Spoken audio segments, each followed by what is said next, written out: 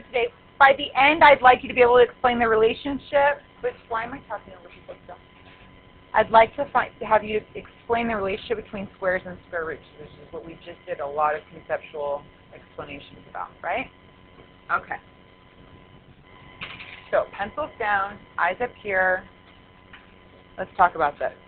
So again, I'm going to tie it all together. I'm not going to give you a worksheet on solving by square rooting. We're going to tie it all together with everything that we've been learning so far. So solve the equation x squared minus 9 equals 0 using the indicated method.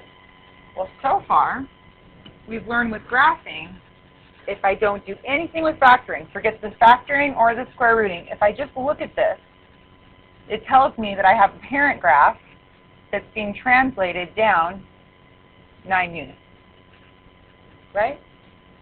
If I were to change it into transformational formation, it would be f of x equals x squared minus 9, then f of x plus 9 equals x minus 0 squared. So I'm not going to move anywhere on the x-axis. I'm just going to move down. For all this that we've learned so far? So here's my function. Pretty limited. I don't have any zeros, right? All I know is that it's a regularly shaped parent graph that's been shifted down 9 units. I'm going to erase it a little bit because I kind of have a feeling I know what the roots are. Do you guys have a feeling you know what the roots are? By just looking at it? Can you just yell it out for me? How do you know 3 and negative 3? Oh my gosh, I'm hearing so many things that I like. I hear, because you could factor it, because it's the difference of 2 squares. You should start to be able to look at this stuff and just figure, like, understand multiple representations of it.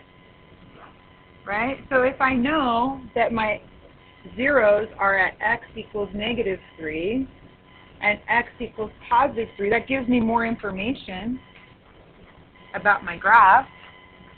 But now we're going to look at a pure algebraic way of doing this. We're just going to look at solving by square rooting.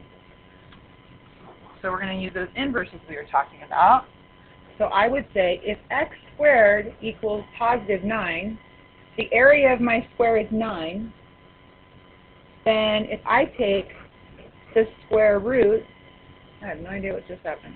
If I take the square root of both sides of my equation, so I have to think of in the positive direction and the negative direction, then I could solve for the root of my square. And what did I just find, actually? The roots or solutions to my parabola.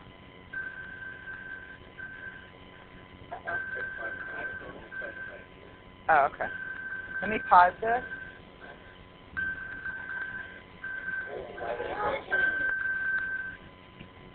Sorry for the interruption. All right, so pencils down. I'm going to do one for you. It's SpongeBob, and he's looking at square roots. Okay, quiet down, please, guys. So in order to solve just simply algebraically, I would say, well, I have 4x squared, and they're equal to, if I move the 25 over, it's going to be positive 25. I have squares on both sides. I could divide by 4 right now, but why would I want to when I've got a square there? Because squares and square roots work well together. So I'm going to take the square root of this side and change it into my squares, and the square root of this side, thinking in both directions. Get rid of all my squares inside, which there's a square there, there's a square there, there's a square there, and squares and square roots cancel each other out. So I'm left with 2 x's is equal to positive or negative 5. Well, I don't want 2 x's, I just want 1 x. So 1x is equal to positive or negative 5 halves after I divide by 2. So I isolated the squares by just putting 1 on one side. I can't do anything until I don't have any operations other than multiplication or division, right? Because you can't do squares and square roots with addition and subtraction. Then I took the square root of both sides. I considered my plus and minus in both directions. I found my squares underneath the square root. I kind of did it all in one step, right? Found my squares and did the square root all at one step. Then I removed my squares from beneath the square root sign, and then I solved for x. Questions? Good, I'm glad you don't like steps because I'm not going to refer to them that much because we're going to do these problems in different ways. Okay? Okay, are we ready? Yes, Phyllis. 2 squared is 4. Yeah, I'm just finding squares. I recognize that's a square, so I'm going to turn it into a square.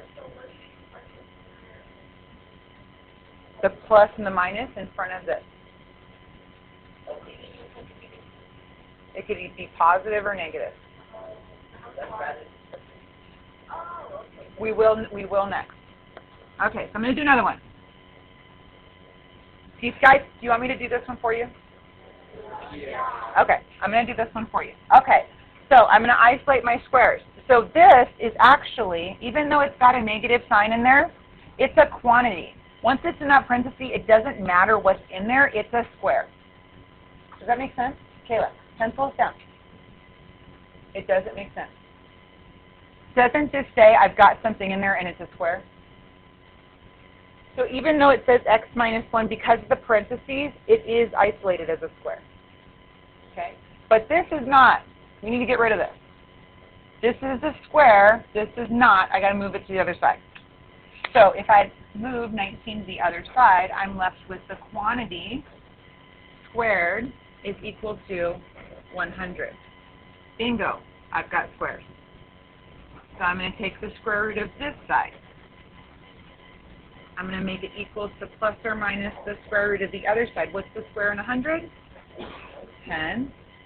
Get rid of my squares, so I can get rid of that square and that square. They're gone, and I'm left with x minus 1 equals plus or minus 10. Oops.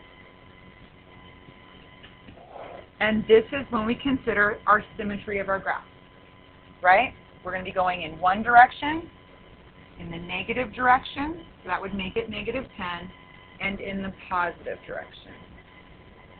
So this would make one of my roots at negative 9, and another one of my roots at, how many of you actually visually just pictured,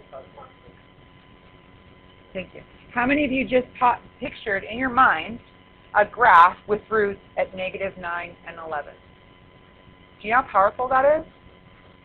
Seriously, like when in algebra did you do stuff like this and go, oh, that's just a graph, and it's a parabola? Like, look at how many connections you have right now. Not just doing work after work after work after work and going, well, I hope I got that right. Right? Okay, I'm going to have you try this one on whiteboard. I'm going to tell you there are multiple ways to do this problem. So get as far as you can, and then I'm going to stop you. Let's do about 5 minutes. And, all right, the first way I'm going to show you is a very, very, very traditional way with a little slash. We're going to take a little avenue, side avenue. You know, I think I'm going to do this if you can all, to save time, I'm going to do it side by side. Side by side on your notes page, which is what I had the other class do, but this will give you more time in the class for homework. All right, so what I was going to do is I was going to show you to do it one way, then to do it the other way, and then I was going to have you write it down in your notes.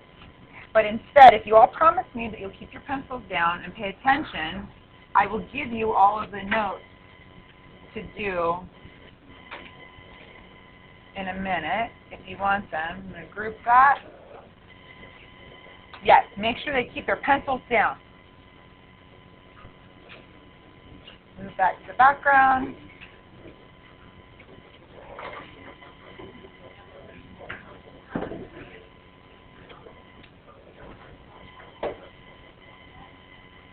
Okay, let's get to work. So I'm going to do this in 2 separate ways.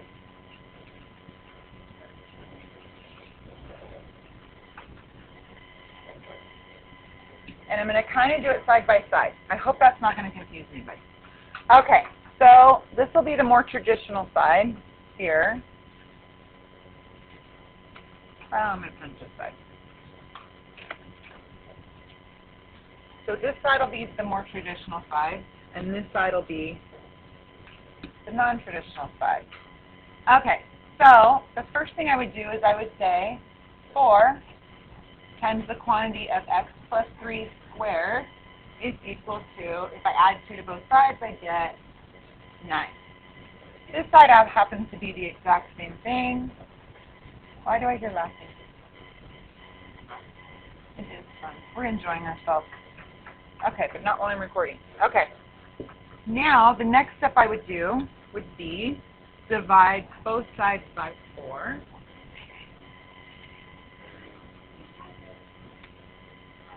Fun.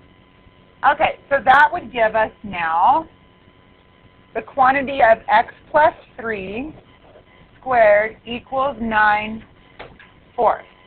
And now I have squares on both sides. I've isolated my square. Okay, so now I'm going to take the square root of both sides.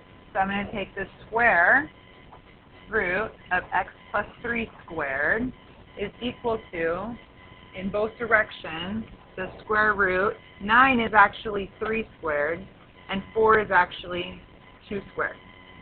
I can do it like that. I'm going to stop there, and I'm going to go to the other side now. Because I see that I already have squares.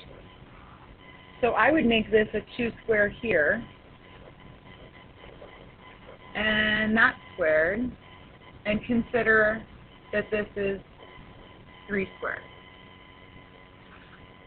Then, so right now, just going on this side, I'm already one step ahead from this one, and I don't have a fraction, right? So going over to this side, I have, we're going to consider this in 2 different directions. I've got x plus 3 is equal to negative 3 halves, and x plus 3 is equal to positive 3 halves. And over here, I have the quantity of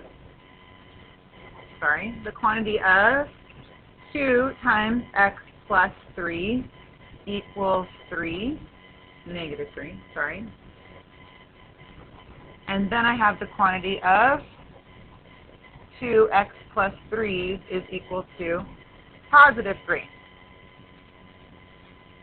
All right, now here's where we can break off on this side, on my traditional side. Here's where we can break off even more. There are 2 ways to do this one. There's your, I'm going to start with your traditional Algebra 1 way, which you're all pretty familiar with, and you don't like, and you usually get to this step and go, okay, there's a fraction, I don't get it. Okay, so I'm going to say, we'll start off with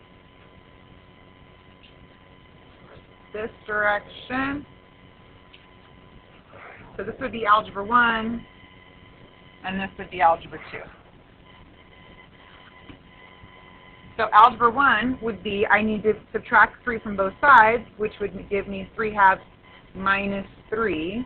But I need a common denominator, so I need to make that 3 6 over 2, which is really 3 halves minus 6 halves is negative 3 halves. That's Algebra 1 way of solving that. I'm going to go to this side, and I'm going to do what an Algebra 2 student would do. I see a 2 in the denominator. I want to clear the denominator. So I'm going to multiply everybody by 2. Because if I multiply everybody by 2, I'm being equal to everybody. It's still an equivalent equation as long as I do it to everybody. When I multiply everybody by 2, guess what happens to my fraction? It's no longer a fraction anymore. It just becomes 2x plus 6 equals negative 3, which is a lot easier to work with. So if I subtract 6 from both sides, I get 2x equals 9, negative 9, right? Where did I go wrong over here? Oh, positive direction, negative direction, never mind. So then I get x equals negative 9 halves. So I have 2 different solutions. Okay, that's the total traditional way of doing it right here. One is an algebra 1 way, one of them is an algebra 2 way. So now I'm going to go over here and I'm going to show you how this way is much more efficient. Look what happens. I could do 2x plus 6 equals negative 3 and 2x plus 6 equals positive 3. Do you see exactly where that is over here? Isn't that right here? I got there in how many less steps? A lot less steps. Right? This is looking at big picture right here. That's what this one is doing. So, and I don't even deal with a fraction until the very end. 2x, subtract 6 from both sides, I get negative 9. Negative 3. X equals negative 9 halves. X equals negative 3 halves. I don't see a fraction till the very end. Okay? Now, you're not always going to be able to do this because if this is not a square, obviously, I've got to move it to the other side. Right? But since it is a square, it's much easier to be done this way. So once you guys start, what happened? What happened with my note?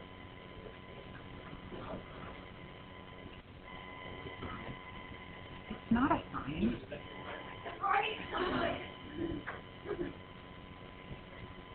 Where there are signs, there are solutions.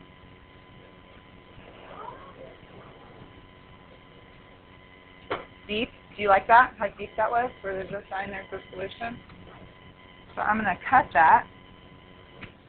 Cut it out. And I want to post it.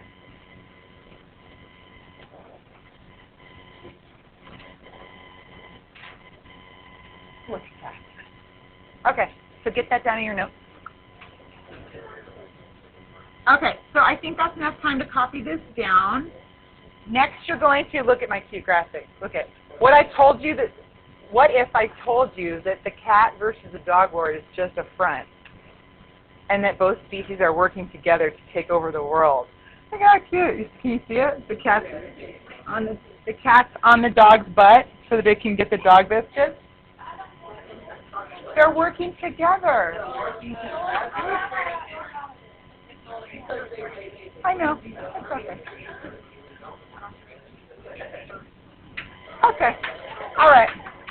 So the last thing I want to do with you guys, back up. I shouldn't have got you guys off track here. All right. So can you guys tell me, what did we learn today?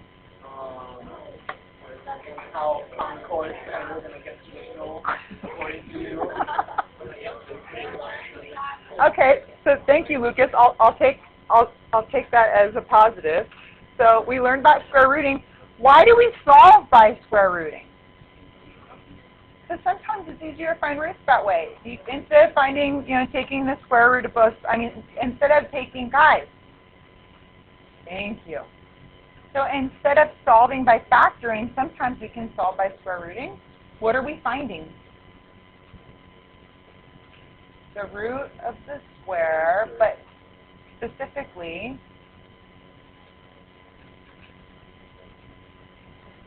but that's the square root. But when we find a root of something, what are we actually finding? Well, that's square rooting, you're finding the base of the square. You're absolutely right. But I'm talking about in terms of quadratics. You're finding the zero. Good job. I put this little basket up here, guys, because all of your work is in your basket. And I wanted to talk to you about possibly if you, instead of letting your quarterfinal grade replace your lowest test score, if you'd like to study your test from arithmetic and geometric sequences and series, I would let you retake that, but you can only do one or the other. Okay? All right. We'll talk about it later, but your test, your folder has all your stuff in it if you'd like to go get it when the bell rings. Okay. So let's go back to this, and I want you just to take the rest of the time to discuss this with your partners. So an isosceles right triangle, which means that both the sides are congruent, has a base of x minus 2 and a height of x minus 2. The area of the triangle is 50 square inches. I hear square and I must draw a square. I can't help myself. So the area of a square, which you guys all told me is length times width, right? So if it's length times width, but I only have half of it, that's where that area formula comes from, right? Okay, so try and figure this out together. Okay, we're trying to solve for x using the formula and the fact that we know that all of this is equal to how many square inches? It tells you 50. Can you find x? Okay, guys, 5, 4, 3, 2, 1, I'm recording. I really like how Dylan put it because you could do it algebraically, but I'm going to walk you through it like he said it to me, and I'm going to walk you through it just thinking about the problem. If I'm going to find x minus 2 times, I'm going to square it. If half of it equals 50, what would the whole square be? 100, which is the same thing as if you were doing it algebraically and you said, what's half? Okay, I would multiply both sides by 2 and get 100, but just thinking about it, right? You'd say, well, if half the square is 50, then the whole square must be 100. And then if you take the square root of both sides and you have to think of it in positive and negative terms, right? That's why, because you have to, if we're talking about roots, we've got positive and negative roots. So now I've got x minus 2 equals sorry, we'll do the negative side first, because we've got symmetry. X minus 2 equals positive 10, and I'll let you guys go from there. So until the bell rings, which is, how long do we have? 2 minutes? Okay, 1 minute, work on these problems, and then we'll pack it up. Good job.